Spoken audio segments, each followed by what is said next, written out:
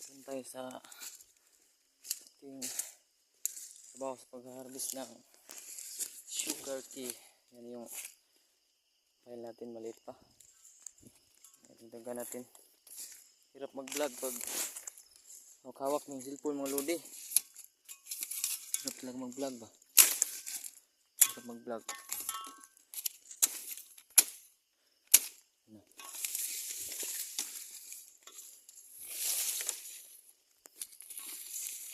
Ay nako, hirap mag-vlog pag ganito. Yan lang yung update natin mga lodi. Shout out sa mga sana all dyan. 1 AM pa ngayon. Shout out sa mga sana all dyan. So yun lang yung update natin. Salamat sa mga panonood. Maraming salamat sa inyong lahat mga kasana all.